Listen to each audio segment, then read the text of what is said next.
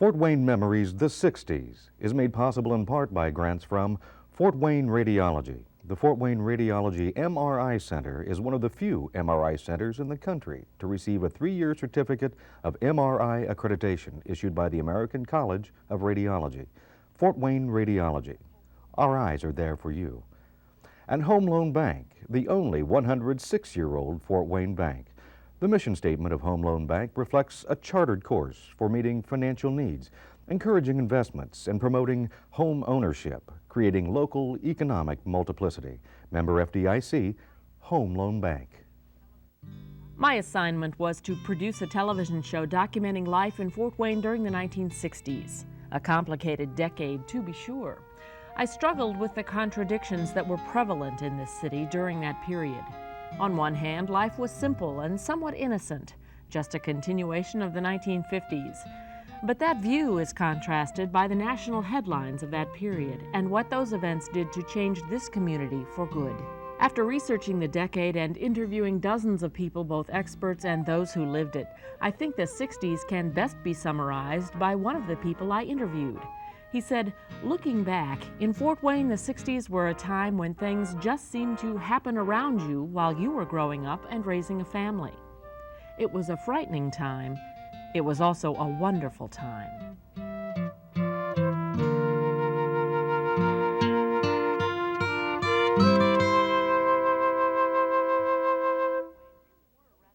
The early 60s in Fort Wayne really were rather sleepy. Life was good.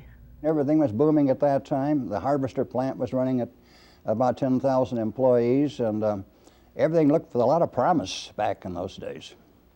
Unemployment was a very low level. The northeast part of Fort Wayne, which is now the Georgetown, Maple Crest, Glenwood Park, Snyder High School area, actually was spawned, or born, if you will, in the 1960s. The Nickel Plate Railroad had been elevated in the mid-50s, and of course the elevation of that railroad opened up the northeast part of Fort Wayne, which had been farm fields and basically undeveloped. In our neighborhood in the 60s, we still live in the same place. There are a lot of kids, and they did the usual kid things, you know, Kool-Aid stands and putting, our one daughter was pretty much of a promoter and a director, sort of bossy, you might say, and she put on plays. And we had a big trunk full of old costumes, old dresses, things, you know, from God knows when, the 20s or 30s. And so the kids did a lot of playing right there in the yard, and I mean, not just 2 or 3, you know, sometimes it'd be 8 or 10 or 12. And there was a lot of play out on the sidewalk, and in that part of town there are alleys, and they would do things in the alley, you know. They could play all over, you know, they could hold a china in the backyard. You know, it got, you know, 2 or 3 feet deep. They're getting close. And so we have, in our neighborhood, we have front porches, and people did sit out on their front porches. Neighbors knew one another and were friendly, very friendly, you know, sharing cookies that they baked and talking over the back fence. And it was just a pleasant place to be. I think perhaps a lot of Fort Wayne was that way. It's really quite a bit like our own childhoods 30 years earlier. Mm-hmm. In the 30s, when things were much more economically depressed. In the 60s, times were pretty good in general. But the neighborliness and the fun things. I mean, TV was around, and the kids knew about, you know, the monkeys and the Disney programs and what have you. But they still were outside a lot. And not in organized play so much. I mean, there was Little League baseball and Wildcat and things like that.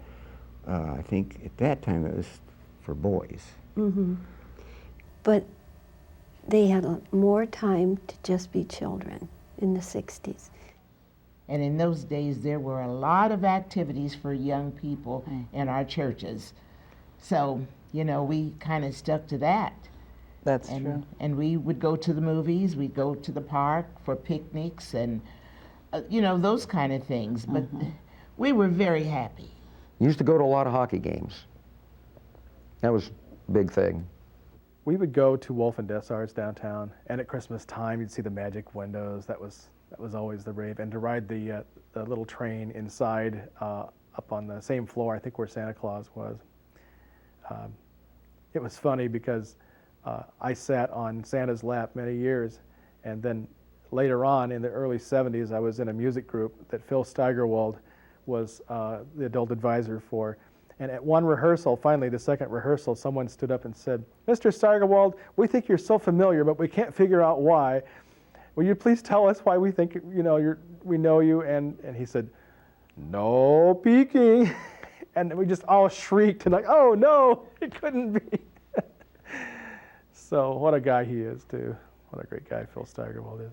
I don't know exactly when our children's zoo started, but when our older children were young, there were just some cages out there with some kind of mangy animals. And one of those... One or two deer they had, Yeah. I remember.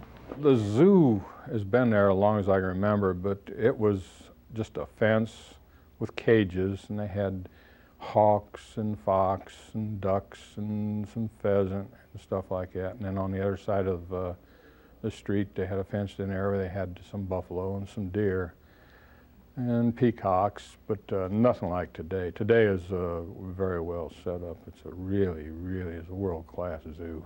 It's well thought out, well planned. Fort Wayne can be proud to have that, I'll tell you. The Clyde Theater in Quimby Village was big.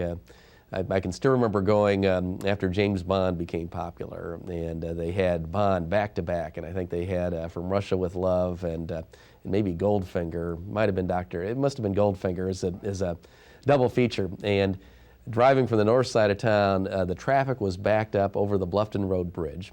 You could not, and it was one huge theater then. It later got divided into 2 or 3 theaters before it closed as the Quimby, but one huge theater, and came in, and the only seats you could get were either in the first or second row. The entire theater was packed.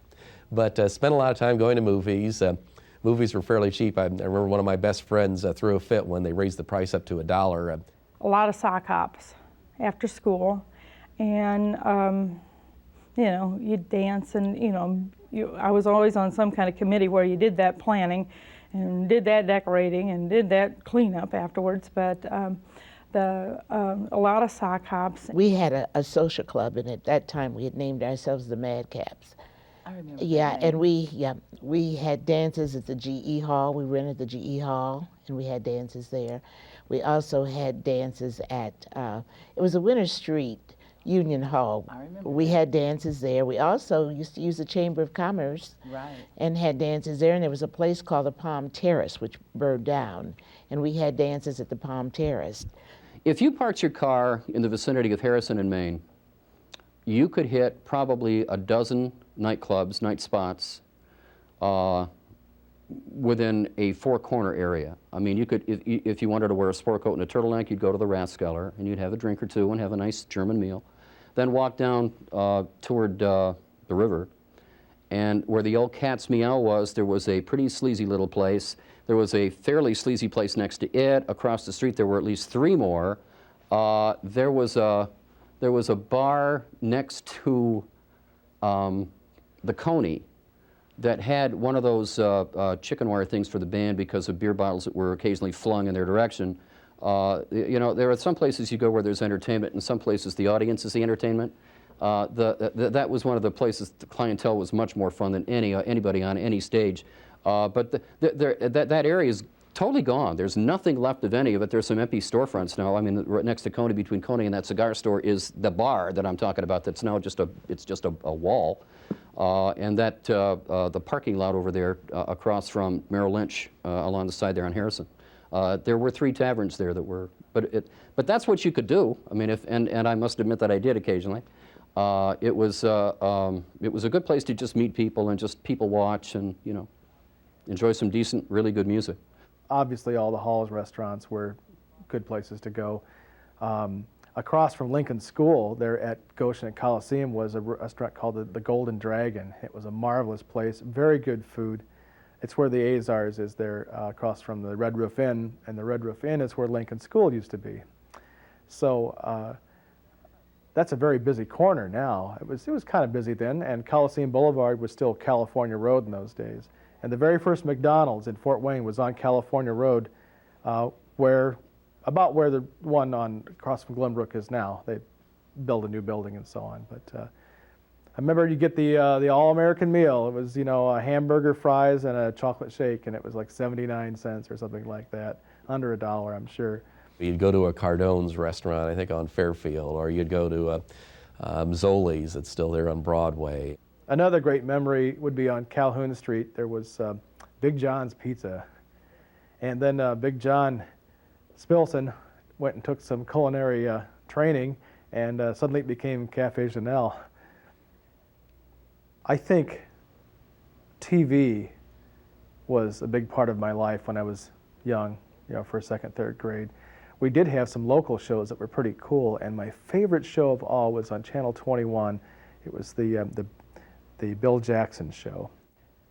There was Captain Kangaroo, and I can always remember Captain and Mr. Moose and Bunny Rabbit and Mr. Green Jeans. They were always, they were just our buddies. They were there for us, and we grew up, and there was Engineer John. I watched him, and I can remember sending him 2 Canadian pennies. He was doing something, and he said my name on the air, and I tell you, I was forever in his debt, because he said, there's a little girl, and she wrote, he read my letter on the air, and he showed me the two Canadian pennies, and I just knew that he was talking directly to me. Father Knows Best and Lucy and Ozzie and Harriet and My Three Sons and those kinds of things were the kind of shows we watched when we were kids. And Ed Sullivan. I can also remember the very first color television that we got. It was really cool. And it seems to me that the picture was not very good, but it didn't really matter. People sometimes were very orange or very pink. Yeah, I remember the first color episode of Bonanza. Boy, I mean, the family was ready. Sunday night, the popcorn's popped, everybody's staked out there, claimed to their favorite spot on the couch or an easy chair, going to sit down and watch Bonanza in color. Probably would have been more climactic if we had a color set. We didn't. This relatively new form of entertainment, this television, was largely considered just that, entertainment. That is, until that bleak November day in 1963 when the country was glued in front of the flickering screen in shock. Our president had been killed. I was at home in our bedroom with the TV on, and I heard that. And I just said, this can't be true. This cannot happen in the United States of America. I just knew it couldn't. JFK, when he was assassinated, I was at work, and it was a rainy day, and we were setting up a team to play in Industrial League basketball in the YMCA Industrial League, and we got the word of it, and it was really sad. He was a good guy. When Kennedy was shot, I was working traffic down at the corner of Wayne and Barr Street. In those days, downtown was active. We had at Christmas time one time a total of 40 officers, and we generally had at least 15 to 20 officers working traffic downtown at every intersection. And I went over to then was the old Hobby House for a break, walked in, and there were a number of businessmen sitting around having coffee, and a few of my compadres, and I said, well, why is everyone looking so glum? What happened? And one of the businessmen said, well, Paul, didn't you hear the radio? And I said, no, I've been working traffic. What happened? They said, the president's been shot. We think he's killed. And I couldn't believe it. I was teaching at McCulloch School at the time, and our principal, whose name was Laura Phipps, came to the classroom, came to the door and knocked on the door and asked me to step out in the hall. And I stepped out in the hall, and she said the president had been shot. They did not know the condition, his condition, but he had been shot. And, you know, and she says, don't say anything to the children. We don't want them to be upset. So I went back into my classroom and could hardly work, could hardly wait until the end of the day. I was a sophomore at Northside High School. Right after lunch, I'm in a speech class with Stanley Lee was my teacher, and all of a sudden they turned on the intercom and just had the message, and it, you know, just even thinking about it chokes you up. And then they dismissed class and had kids go into the auditorium and hear the news, and they weren't sure right away whether Kennedy had died or not, and then they had that the Catholic priest had been there and that he was dead, and they dismissed the school, and it was just, it really, you know, was sort of the end of innocence for my generation, and you know, it's never quite been the same since then. On the bus ride home, that was probably one of, if not the only day that the bus was relatively quiet. There were 2 or 3 kids had transistor radios on, and everybody was listening intently to hear. I believe we got out of school on the day of his funeral. There was no school, which was very unusual. And I remember spending that day watching the funeral on television. All of a sudden we were part of a much bigger world. Our whole school was devastated. It was like we'd lost a personal friend. I was one of the millions of people who happened to have my television set on as they were transporting Lee Harvey Oswald from one jail to another. And of course, we all watched him on live television being shot by Jack Ruby. So those were tumultuous, unforgettable events, things that you had an instant sense of history in the making. It was unlike anything that I had ever seen before in my life, and unlike anything that I've seen since. That defining event changed us and changed life as we knew it in Fort Wayne, Indiana. On the surface, we looked the same, but we were different. We grew up. The early to mid-60s in Fort Wayne saw numerous changes. The Fine Arts Festival grew into a huge event each summer, changing the way many residents viewed the local arts scene. By making art accessible to all during those few days each summer in Franke Park, new audiences were cultivated. I mean, there was everything. Music, the Philharmonic, the community concerts, the Shrine Band. Ballet. And then the ballet. The art museum would have art exhibits. The theaters were there, the Civic Theater, the Children's Theater. There were puppet shows galore. In February of 1962, a spectacular fire took the old Wolf and Dessauer building on Washington Boulevard between Calhoun and Clinton Streets, along with 3 other buildings. I was working in the Records Bureau that day developing some film for Lieutenant Stetler. And I heard the sirens, and I ran out of the building, and they said evacuate. The buildings across the streets burning up. This, you've got to understand, was the new Wolf and Dessau. The fire department showed up on Bar Street at the old police department. Wrong place, but they did the best they could, and by the time they got down to where the fire was, it was really going. And I remember going out and watching some of it, working the traffic, and then I was placed on top of the old Dime Bank building to watch for sparks, you know, that would come down, maybe cause the fire, but it was quite a conflagration. Hated to see it go up. After the buildings were torn down, the hole in downtown Fort Wayne remained for many years. Palm Sunday of 1965 saw a tremendous display of Mother Nature's power as tornadoes ripped through much of central and northern Indiana, killing 140. We had the Palm Sunday tornadoes. That gave a whole new meaning to weather alerts, I'll tell you. Yeah, I worked for Indiana, Michigan as a lineman, and Went down, the burn area down there where they got hit hard down in that area. And the devastation just looked like World War II. The Boy Scout troop that I was with went down to Bern to help a couple farmers on cleanup. You hear stories of tornadoes running straw into trees, but until you actually see a tree, the one whole side of it is just nothing but straw. Just unbelievable. Although Fort Wayne was not hit, I&M had numerous lines knocked down, causing power outages to much of the city.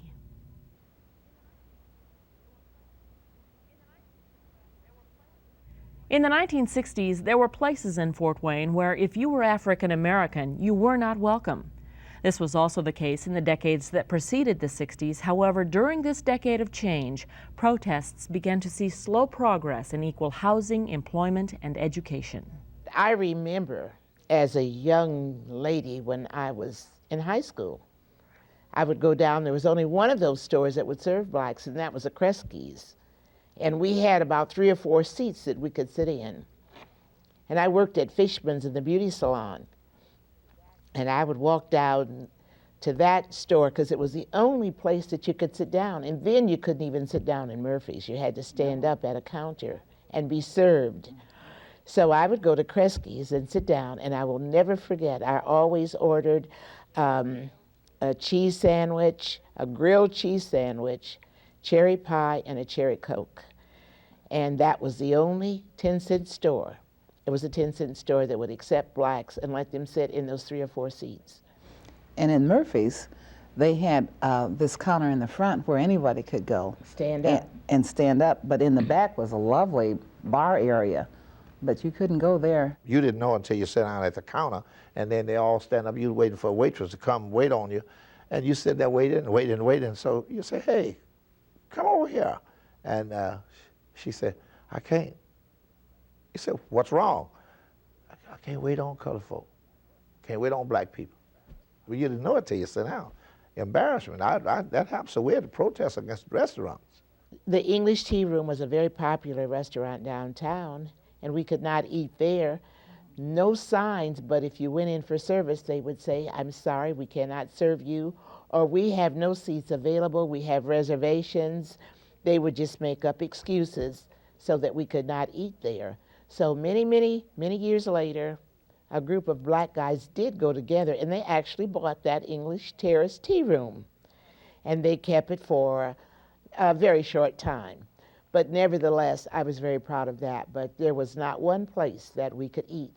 Even Coney Island, the hot dog places down on Main Street, we would go in and buy our hot dogs and take them out, but we could not even sit there and eat. It was more or less taken for granted, no signs, but it was a spoken code that we could not eat. In any of these places, not any of them could we eat. We were not welcome. Public housing in Fort Wayne, when I came to Fort Wayne, was segregated. I'm talking about totally subsidized federal public housing in a part of town called Westville, where you had people who were living in public housing who were African Americans on one side of the street, and people who lived in public housing who were white living on the other side of the street.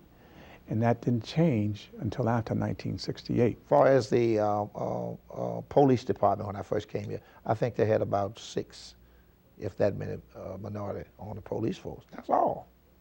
And the story was they couldn't find any qualified. So we created a protest. We had this march in the street by the hundreds. So now they have any number of minorities on there, Mexicans, blacks, and etc. on there now. They had no female. Fire department was no minority at all. No. So we had to create a protest. When I first took office, this was in early 1960. The Urban League and other black groups prevailed upon me to put the first black fireman on the force. We had never had a black up until that time. And I put the fellow in the Fire Prevention Bureau. And that, of course, did not set well with the firemen because they still did not want a black on the force, and they knew that the door was open and more would follow. And after I did put this fellow on the force, many of the blacks were dissatisfied because they didn't think that was a true place for a fireman. That was only tokenism. They wanted to see him on a fire truck. And politically, it was a part of my demise. I'll put it that way, to be very honest about it. But I knew that the day would come when you just could not continue to keep black people off the fire department. And some of these firemen worked like Trojans to put me in office. Some of them I went to high school with. And it was just not very compatible with staying in office as far as the firemen are concerned. In the early 60s, and we were trick-or-treating, and we decided to go over in the Old Mill area, my daughter and her friend. And they went over in the Old Mill area, and people were so very nice to them. They gave them all kinds of treats and everything, just real, real nice. And then we went to a house on the corner of the Old Mill Road and pet it. And the kids knocked on the door, and I was, back in the shadows. So when my daughter held out her little brown hand for her treat, the lady looked at it and she said, "You don't live in this neighborhood." She said, "You go to your own neighborhood and get treats." And that just ruined the whole evening. Everybody had been so nice, but that one incident of rejection has stuck in my daughter's mind for eternity. All of these things was going on in Fort Wayne, and we just felt like that something should be done. So we moved out to do something, and there were some changes made. At that time, many communities were searching for a particular personality to head up their Urban League affiliates. You probably would not recall, but in 1967 and 1968, there was quite a bit of civil turmoil. And I remember that one of the staff members, Jacqueline Patterson, and William Watson, who worked at the Lincoln, attended a conference in New York City and knew that I had some Hoosier roots, having lived in Indianapolis, and interested me in coming to Fort Wayne at that time, because I guess you might say that I was militant enough to persuade or dissuade those people who were purportedly militants, and then I was intelligent enough to be able to communicate the issues to those people who could do something about those issues. So I was kind of an in-between person. There were a lot of protest movements and marches in Fort Wayne in the 1960s. That's right. A lot of them. Like the one for a school board member, when did that take place? I know we marched in that. Families marched. My older children, who are now in the early 40s, 41, were little children, and we took them with us as we marched. The whole family marched under the leadership of Reverend John Dixie, and Reverend Jesse White really spearheaded. But we met at the John Dixie church, Pilgrim Baptist Church, and we'd march all the way downtown and stop at the City Hall in order to protest the fact that we had, and the fact that we did want a black representative on the school board. It was some scary times, and because people were setting fires and damaging police cars and writing nasty letters and anonymous complaints, and people were afraid that something was going to happen. Well, nothing major really happened, and that's because the Urban League was able to put together the kind of a team that could meet with people and address their issues and let those people know what had to be done in order to make Fort Wayne a more livable city, not to coin that phrase, but that's exactly what happened. Some of the clergy, Reverend White, I knew him real well, they did a lot to control the violence, to simmer it down from what it could have become. It was just the community working together to control a few individuals or some groups and try to explain to them, hey, if you want this, you have to do this, this, and this, and it will come. We were pretty naive back then. I was at Northside High School, and it was an all-white high school, basically, till my senior year, and then only one black student, and that was even considered, you know, how's the school going to handle this? You look back and you think, how did we not realize that, you know, something's happening here, that there is unofficial segregation, if not official segregation. One of my friends from grade school was African American. I remember I'd take him. My grandfather was a member of the Fort Wayne Country Club, and I remember inviting him out to go swimming with me one time in the 60s. And I didn't think anything of it. He'd been my friend since grade school, but sort of afterwards, you hear people talking about, you know, what's this kid doing, bringing a, you know, somebody that's black to the swimming pool. You didn't realize what was going on in the world necessarily. When you were young, you were accepting, and you had friends at different schools in different parts of town, and you thought that was the right way to do things. It's kind of like going to hear King speak in 1963. One of my good friends, Pete Meister, his dad was the chief minister at First Presbyterian Church. They were part of the group of ministers that brought in Dr. King, so I got a chance to sit on the platform at Scottish Rite and hear Dr. King speak and shake his hand, Ralph Abernathy before him. But at the same time this was going on, and I didn't realize that my father was prosecuting attorney, they were concerned that there might be riots in town or some racial problems, Klan types or others protesting it. And so while I'm inside listening to the speech, unbeknownst to me, my father's with a group outside checking to make sure that there's not any civil violence going on. And it was something I felt accepting and wanted to meet people, but society was going through a tough time there.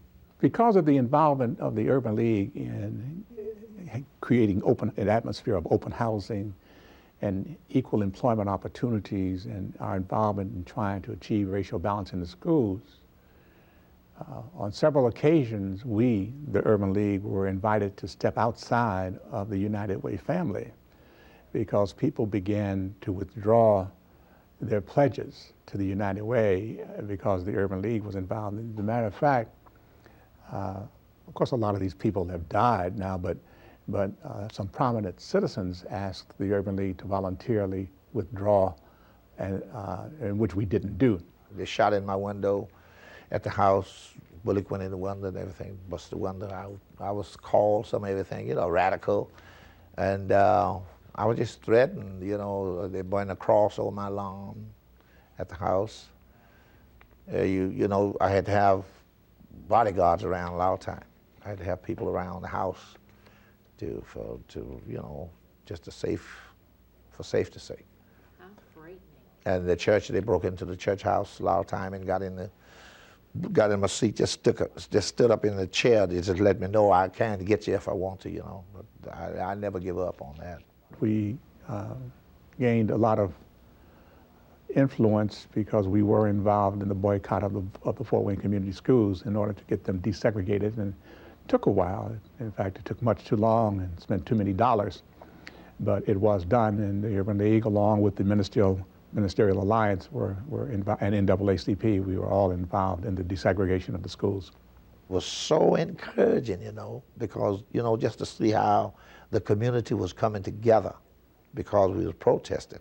And we was convinced that if you said nothing about anything, well, wouldn't anything be done? As the 1960s began, few of us had heard of Martin Luther King. And by the early to mid-60s, Martin Luther King was a household word because of all the things he was doing in the South, and for that matter, all over the country. And his impact was definitely felt in Fort Wayne probably in the early 1960s, and it gathered momentum through the mid-60s, and of course tragically ended with his assassination in 1968. I think the King assassination, though, hit everyone. I mean, I don't recall that. That was a non-polarizing civil rights event. I mean, I think everybody universally. I mean, here's a guy, the big mystery was, why would you choose to assassinate a non-violent black leader when there were many more militant? I mean, you know, the Black Panther Party had people that were calling for open rebellion, and King was trying to pull things together. Well, the simple answer is he was making it work. It was happening. And that was, you know, I had my daughter at that time. She'd been born in 1956, so she was about 7 years old when Dr. King was killed. So what we did was we were glued to the television, and she watched everything. I said, I want you to see what they have done to us. And I made sure that everything that happened, we were glued to the television, and I explained to her we ate in front of the television set. We slept in front of the television set. And we watched everything that happened that they had on television in those times. And a lot of times we sat before these things and tears just automatically flew, just dropped. She looked at her mom and dad and she cried also. So she remembers very vividly in her mind all of these things that happened. She remembers Bull Connor and the police dogs and the water hose. Oh, yes. All of these things are deeply embedded in her mind. We had some marches here that I recall in the mid-1960s, and then, of course, when the tragic event happened in, I believe, April of 1968, the city, as were all cities, was braced for some type of reaction, perhaps violence. As far as the police department was concerned, we had demonstrations. We used to say in Fort Wayne that if New York sneezed today, in 2 months we caught cold in Fort Wayne. But yeah, we had some demonstrations and some marches and burnings on Pontiac Street and Maumee Avenue. And I was out looking at your towers out here. I remember the night they cut the wires of a tower down on Gay Street, a huge radio tower, and it went down. Boy, when the news flashed that he was assassinated, then that just tore the hearts out of people. We just felt like our Moses was dead, you know. It was just done now. So that's why they got in the streets, started burning. They just lost their intelligence. They started burning down houses. There were elements in the community that successfully, I'm ashamed to tell you, were able to keep certain events from being publicized, if you will, to the degree that they probably should have. Yeah, there was trouble the night King was killed, but it was downplayed. It was downplayed by the media because we were asked by city administration and specifically law enforcement not to exacerbate problems, not to, you know, listen, I mean, don't call it a riot, call it a disturbance. It would be best if you didn't report. I mean, window breaking is probably something that we should avoid reporting because we don't want to cause more trouble. And it was fairly subtle, but we got the message pretty clearly that we were being looked upon, we in media, as a way to sort of keep the lid on, if you will. And I'll be darned if we didn't do it. And I'm not sure that we were right to. I'm not sure we were wrong to, but I'm not sure that we were right to either. I mean, you know, I think our responsibility is to reflect what's happening, and you can make a judgment and determination on whether it's significant or insignificant. To some degree, I think we probably do have a responsibility not to make something greater than it is and thereby cause more trouble by doing so. That was certainly the message that was sent to us, and most of us, I must admit, went along with that. You really felt things spiraling out of control. Democratic convention in Chicago later on. It was a crazy world. I look back on 1968 as a classic example. How the heck we survived that year, I don't know. I mean, if you really think about the things that occurred in that one year, you've got the Tet Offensive, which was the North Vietnamese and the Viet Cong complete attack on the entire nation of South Vietnam. I mean, nobody was safe. The embassy was being attacked. Saigon was being attacked. I mean, all of the places that GIs there thought they were safe in were suddenly under fire.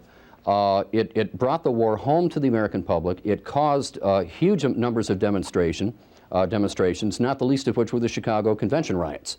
You know, being a news guy, getting up in the morning and walking into work and finding out what that night's inactivity brought was stunning. I mean, it was just, there was one major event after, and the assassinations. I mean, you know, my goodness, just those two alone, the Kennedy assassination and the Dr. King assassination. Those were, I mean, it was really an amazing year to have survived that. It's just, you know, amazing that this country stayed together as well as it did. Although hairstyles, clothing, and music had changed radically, kids still enjoyed many of the same pastimes as did those in the 50s. you know, Dale's Drive-In was always a great place. I look back now and, you know, it's like we never had a lot of money, but you could always go there and get a cherry Coke, and you know, if you were really extravagant, you could get a hamburger or a cheeseburger and French fries, and you know, we usually got French fries and a cherry Coke. That was kind of the going fare. The big thing of it was North Azars, if you could get #1 spot, boy, you talk about nursing an order of fries and a Coke for hours on end because you didn't want to give up that prime spot. Boy, you sit there and you're in prime spot and you can just sit there nonchalantly and watch these people cruise through. Sure, save your gas. When I was in high school, you know, you'd hear kids that would go over to Ohio and buy the 3-2 beer. That was popular. Didn't do that. It was affectionately called Charlie's. The real name was Crystal Tap. It was just across the line in Hicksville, Ohio. And of course, there was just around the corner over in Defiance, there was our place. Over in St. Mary's, Ohio was the other place. And you'd sneak across the border because drinking age was only 18 in Ohio. Even if you didn't drink, just the slight fact that there's so many kids and live bands and a pretty good time. Probably the single thing that made my parents and that generation angry was the length of hair on guys. I mean, it was why that became such an infuriating point, why police officers couldn't stand it, why you know, people 40 and up, and I'm in my 50s now, it was you know, talk about polarization. My word, it was just the defining crowning. Your hair is long, go get a haircut. The political opinions, less significant. Even the drug use, less significant. Get your haircut. You get your haircut, things will be much. I remember my dad going through that with me, my mom and dad. Get your haircut. But I mean, I had hair down to here. I have pictures that no one will ever see. I own stock now. You know what I mean? I'm in mutual funds. When did that happen? You know, how did that happen to us, you know? It was a lot of fun. It was great music, and it was kind of fun to have long hair. You know, and bell bottoms. And it seems to me that there was no, you know, the way, you know, our pants were hip huggers. And, you know, some of us didn't have, that wasn't a good style. That just wasn't a good look. I can remember oranges and chartreuse green being just a real, you know, that was a real color scheme. And you know what? There aren't many people that look very good in chartreuse and really day glow orange. That's not a good color. Bell bottoms were just starting to come in. Some kids were wearing them. A lot of us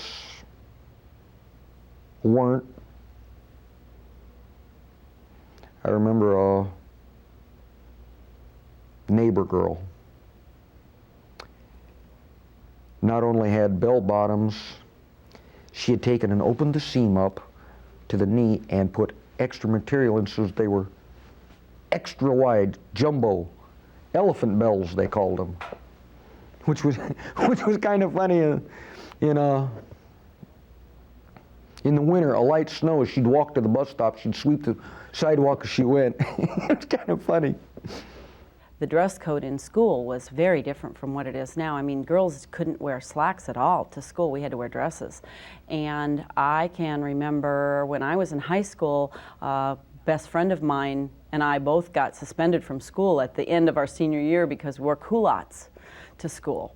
So yeah, there was a whole group of us did that, so you know, we were all rebels. Anyway, styles other than that, the long straight hair, I mean, straight hair was big. I mean, we went to great extents to get straight hair. I mean, I never did it, but I know I wore the largest size rollers I could in my hair, but girls wore orange juice cans in their hair to try and get their hair as straight as possible, and that's where ironing your hair came from.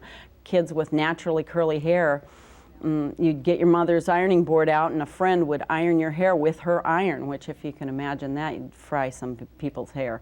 But that was, you know, as straight as you could get it was the objective. The absolute defining moment of the 1960s with regard to both music and style can be summarized in 2 words: the Beatles. I Want to Hold Your Hand seemed like, you know, such an incredibly wonderful song, and, you know, it's kind of lame now. They're going to be playing some of this stuff in 100 years, and you know, it's going to be the, I mean, Paul McCartney is the Cole Porter of his time, you know? And I really do think that that was another thing I think that many of us knew at the time. This was really special stuff. Creedence Clearwater Revival, you know, some wonderful, wonderful rock and roll music. I mean, the Love and Spoonful, and groups that are you know, legendary today and should be, rightly so. The music of the 60s was about rebellion, and of course much of that rebellion was aimed towards the raging war in Vietnam, a horrific war few Americans understood. I could never figure out why we was over there. I mean, we're fighting this war, there's this little country, sure we got an alliance with them, you know, and we agreed to protect each other, but I never could figure out why we was over there. I mean, we're sending our kids over there and we're wasting all this money on bombs and airplanes and lives. The government telling you one thing and a few months later finding out it was the exact opposite. And you start to question things. Why are they lying to us? Who are they trying to protect? What are they trying to do? What are we doing over there in the first place? And, well, you'd asked about if I knew any friends that had served. Yeah. And as you talk to them and hear some of their stories versus what you're hearing from Dan Rather, and it's the exact opposite, then you start getting a mindset, hey, we've got no business over there in the first place, get us out. And yeah, I was peace. Peace, love, dove, everybody's, I was into the hippie movement to an extent, yeah, on those grounds, because I personally felt that we had no business being there in the first place. And as I kept hearing through the grapevine of more and more of my former classmates, they were coming home in a box, I felt more and more that we had no business being over there. It was interesting because what you would watch on television regarding the Vietnam War did not necessarily jibe with what we were being told by our national leaders and what we were reading in some of the national press releases. And so from that standpoint, television did a tremendous service to the American people because it gave you literally an eyewitness account of what was going on, and you could sit in your living room or at your dinner table or at your TV tray, and the Vietnam War was almost a daily bill of fare on network television. Well, a couple fellows that I went to high school with went into the service right out of high school, and a couple of them went to Vietnam. I remember Rick Farlow, and talking to him and some of the horror stories.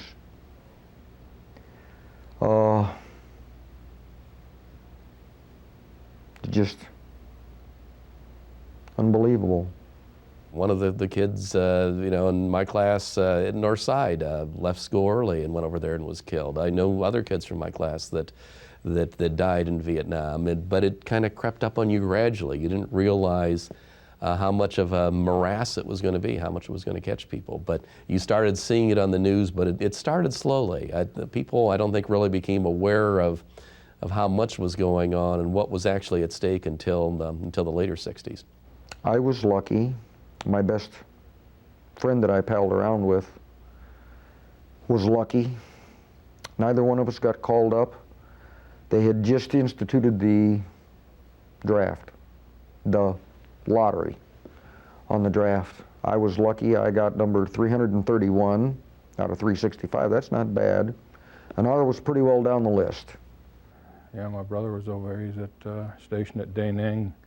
He was luckier than most. He worked on the electronics on the airplanes, the radar and instrumentation and stuff. He made the repairs in the shack. He was electronics repair over there. But sure glad to see him come home. I was glad that I didn't have to go, that my number never got called. But as I've talked to more and more fellows that I work with, have worked with, that did serve, and some of the other stories that they tell other than the horror stories,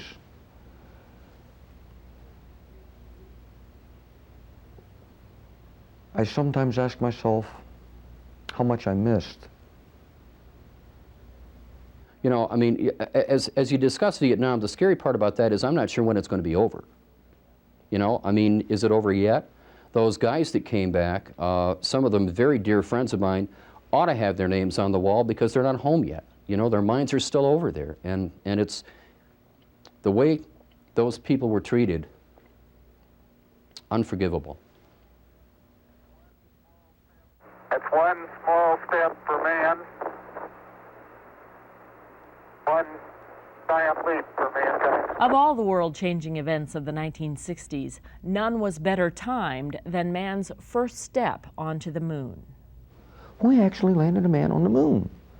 And then it finally sunk in and everybody go, wow, we got a man on the moon. Yeah, it was kind of thrilling. Yeah, that was really, I didn't know what was going to happen. I didn't know if he was going to sink in up to his waist or what, but the lunar lander, you know, it landed and it was solid, so.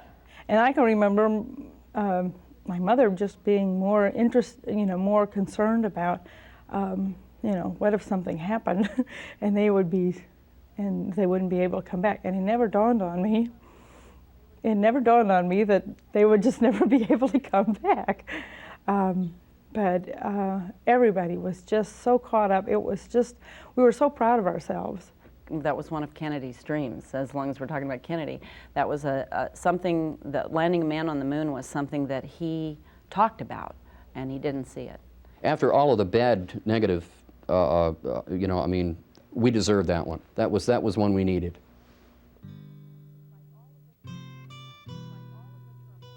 Despite all of the turmoil of that time, the 60s are still remembered fondly by those who lived it firsthand. It was an interesting time during the 60s. It was a decade where almost anything seemed possible, both for the good and the bad.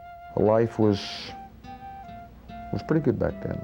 I say the 60s were the best years ever for my daughter, because those are the years that formations and foundations were laid in her life on which she could build her future.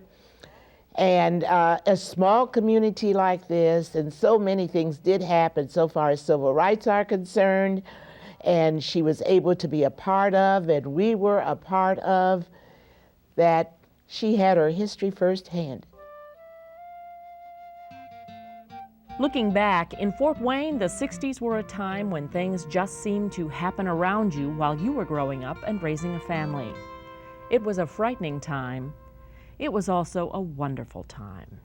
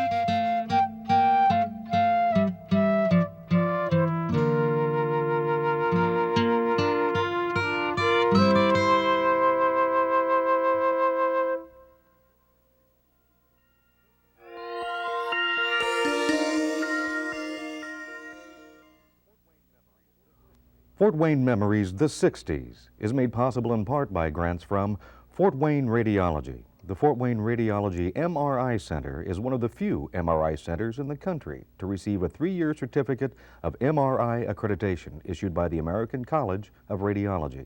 Fort Wayne Radiology. Our eyes are there for you. And Home Loan Bank, the only 106-year-old Fort Wayne bank. The mission statement of Home Loan Bank reflects a chartered course for meeting financial needs, encouraging investments, and promoting home ownership, creating local economic multiplicity. Member FDIC, Home Loan Bank.